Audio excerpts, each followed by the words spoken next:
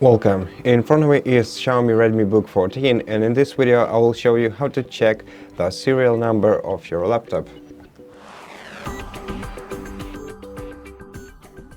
So the easiest way to do this is to check the bottom cover of your laptop. So let me close the lid for you and show you the back cover of the laptop. Let the camera focus, and right here beneath the barcode you'll be able to see the SN, which stands for serial number, and the digits next to it is the serial number of your laptop. And that's it. Thank you for watching this video. If you liked it, consider subscribing to our channel, leave us a like and a comment below, and I'll see you in the next one.